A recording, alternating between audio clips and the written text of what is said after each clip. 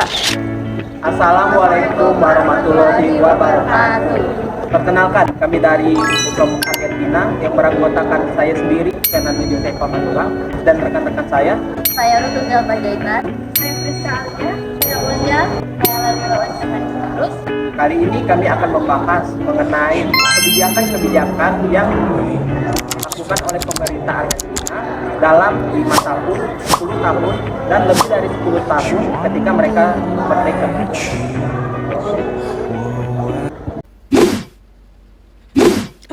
Halo semuanya, perkenalkan nama saya Friska Alia dari Fakultas Ekonomi, Program Studi Ekonomi Bangunan. Saya berasal dari kelompok Argentina dan sini saya akan membahas tentang kebijakan-kebijakan di Argentina pasca kemerdekaan dari jangka panjang, menengah, sampai ke jangka pendek. Tapi jujur itu aku sempat bingung karena ternyata perjalanan ekonomi dan politik yang ada di Argentina itu cukup rumit dan sulit juga. Daripada end up nggak tahu apa-apa, mending aku tanya ke teman-teman aku aja deh.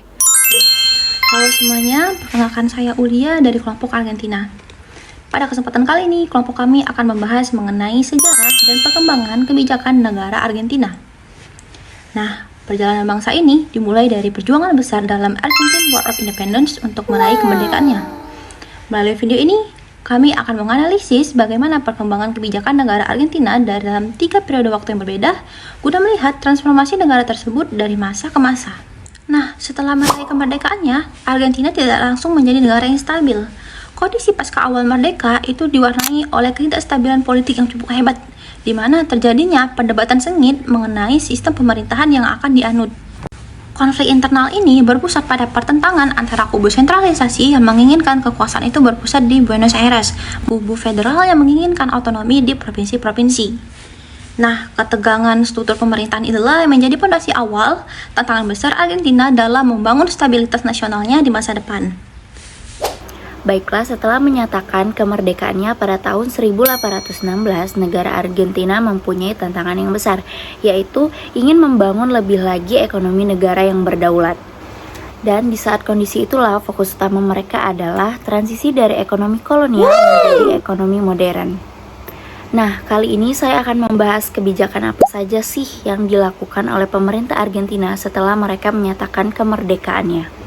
Jadi kebijakan yang pertama itu adalah kebijakan perdagangan bebas, yang dimana pemerintah Argentina saat itu mengurangi atau membatasi impor agar barang-barang manufaktur itu bisa masuk, dan ekspor daging atau kulit itu bisa keluar dengan lancar. Lanjut, yang kedua itu adalah kebijakan moneter awal.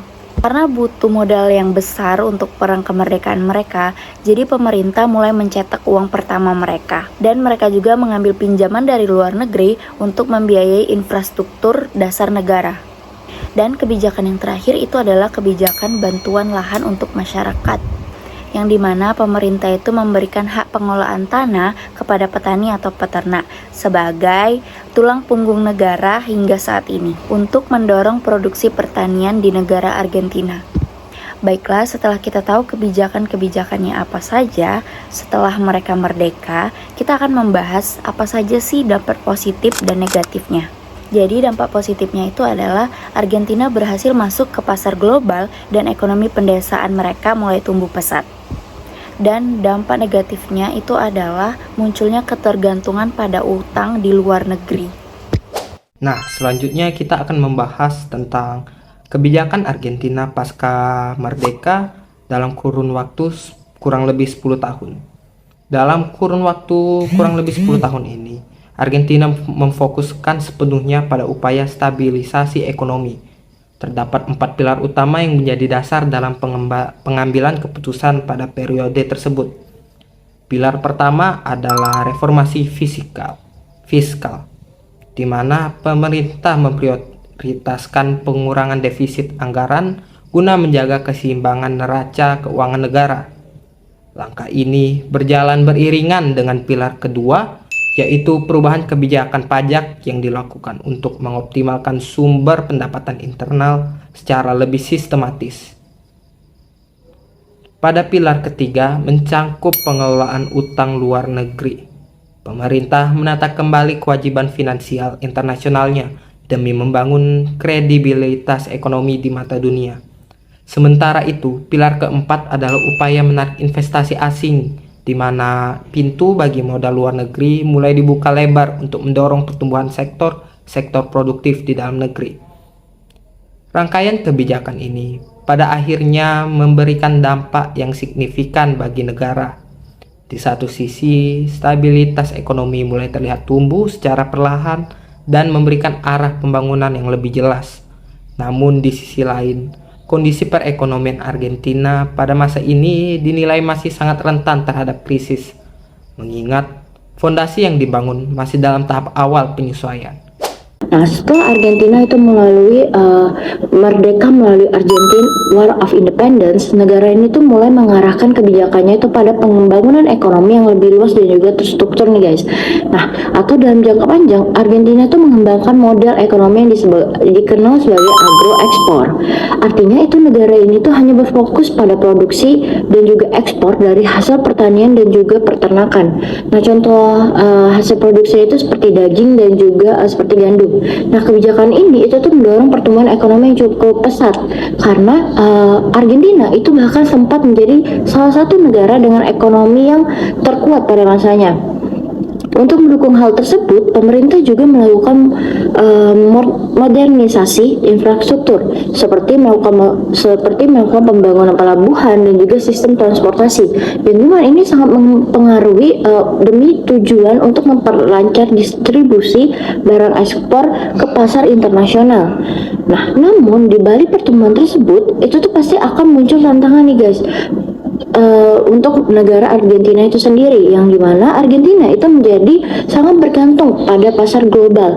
Jadi ketika harga komoditas turun atau terjadinya krisis internasional, ekonomi negara itu tuh ikut terdampak secara signifikan. Selain itu, kurangnya diversifikasi ekonomi itu tuh juga menjadi suatu masalah, dimana karena terlalu fokus pada sektor tertentu, Argentina tuh menjadi kurang siap dalam menghadapi perubahan ekonomi global dalam jangka panjangnya gitu. Wah, ternyata menarik banget ya semua penjelasan dari teman-teman aku tadi. Setelah mendengar semua penjelasan-penjelasan dari teman-teman semuanya tadi, dapat dipahami bahwa perkembangan yang ada di Argentina setelah kemerdekaan itu terjadi secara bertahap. Di mana di jangka pendek mereka masih fokus mencari stabilitas politik ekonomi dan membangun dasar pemerintahan negara baru.